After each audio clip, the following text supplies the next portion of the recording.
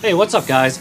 So in this video I'll be going over my the progress that I've made with deadlifts on the Texas method.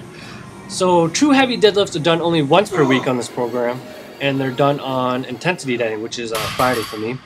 And they're done after intensity squats and whatever intensity pressing movement that I have that week. It alternates back and forth between overhead presses and bench press, of course.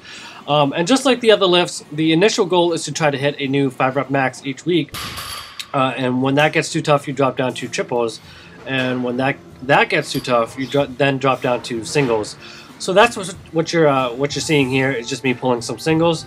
This is 465, pretty significant PR for me, and you can see that I'm holding at the end of each. After I lock out, I just hold it for about 10 seconds, just getting used to the working on my grip a little bit, working on the lockout, and just getting used to the down command. And what you're seeing here is just me going apeshit. On this particular day, I had a fever, but I was still stubborn and I wanted to set a PR, so this is 470 here. And I don't think this raging style suits me at all, and you get to see I hitched a little bit there. As soon as I screamed, I lost tightness and I just had to hitch. So yeah, that particular style of lifting does not suit me well at all. Also, it really burns out my my CNS. That I feel like it just burns me out in the long run. It's not really productive. And so I hitched that, so I don't count that as a PR. So we'll just say my best training max is 465 so far, at about I think it was around between 166 and 168 pounds at that time. Here you can see me trying to. I tried to get this for five reps because the most I've gotten with this weight was 3 reps. So I tried to set a rep PR, but I just couldn't do it. And here I am the week after, attempting it again, but only managing to get it for 1 rep. People say that overtraining doesn't exist, but I would disagree, and I would say this is a case of overtraining here.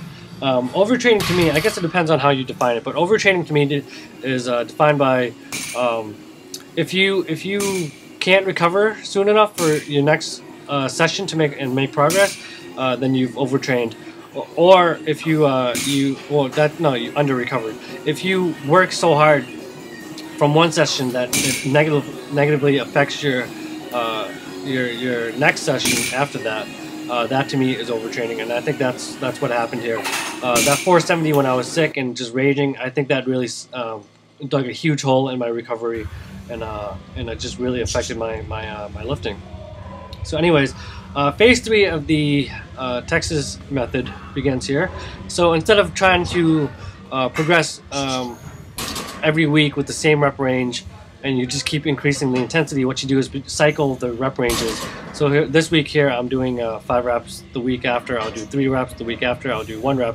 And each time I cycle through, I'll try to set a weight PR for that rep range. This was done after the 405 squat that I did at this particular gym. And you can just see me taking my time with this weight. It felt really easy. I was just making sure that wait, hold on. I had to wait because I had to fart. That was just me explaining why it took so long to set up. But yeah, what was I talking about? Yeah, I just took my time and made sure my form was really spot on, and I stayed nice and calm. I think this lifting style just really suits me better.